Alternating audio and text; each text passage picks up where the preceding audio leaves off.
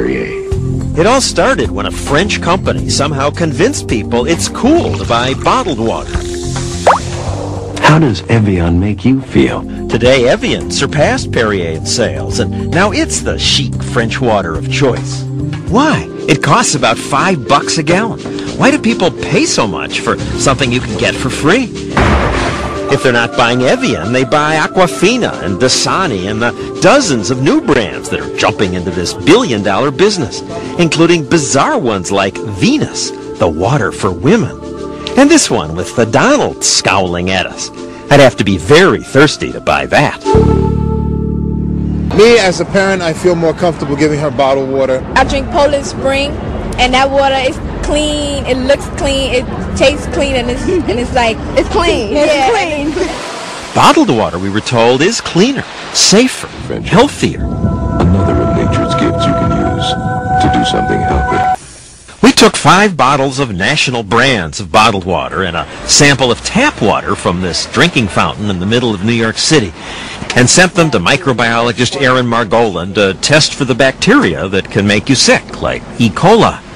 What did he find? There was actually no difference between the New York City tap water and the bottled waters that we evaluated. The labels on the bottles do suggest they're special. Some show mountains or polar bears, but many of the names are wondrously misleading. You have to look at the fine print to find out that Everest water is not from Mount Everest, it's from here, Corpus Christi, Texas. Glacier clear water is not from a glacier. Its source is tap water from Greenville, Tennessee. Couldn't find any glaciers around here. Big selling Dasani, Aquafina, and 25% of all bottled water sold is just reprocessed tap water from cities around the country. One of Aquafina's sources is the Detroit River. Instead of a wine steward, we created the world's first water steward. But this is how the water steward got the water, which he put in bottles with fancy labels. And sure enough, most of the unsuspecting diners loved their elegant waters. How would you compare it to tap water? Oh yeah, definitely better than tap. But bottom line, if you buy bottled water because you think it's healthier than tap, test after test shows no evidence of that.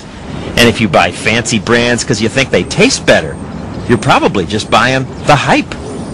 Really, whether you need it or not, it's a virtual medicine cabinet in your tap water if you live in many, many areas across the country. There's a scary new report out today. The Associated Press did a big amount of research on this, and the findings show that there were traces of prescription drugs in the water supply used by 41 million Americans in some of the biggest cities in the U.S. The list includes over-the-counter pain medication, mood stabilizers, even hormones. CNN's Elizabeth Cohen joins us now from the Medical Update Desk in Atlanta. First, explain where they found it and what it is that they found, Elizabeth. Well, the Associated Press, Karen, they spent 5 months investigating this, and they looked at various municipal water supplies. Not all of them keep track of whether or not they're pharmaceuticals, but the ones that do, they all had traces of various medicines. And I'm going to give you a list. This will give you some idea of the kinds of things that they found. For example, in Atlanta, where I am right now, they found that the water contained traces of antibiotics, blood pressure drugs. In Cincinnati, cholesterol drugs, they found a trace of one of those, and estrogen that women sometimes take for medicinal reasons. And in New York City, they found a trace of a seizure drug and an anti-anxiety drug. Now, to give you sort of the big picture, how many drugs did they find in the drinking water? In Philadelphia, they found trace amounts of 56 different drugs. In New York City, they found traces of 16 drugs, and in northern New Jersey, 13 drugs. Now, the question that right now is on everyone's mind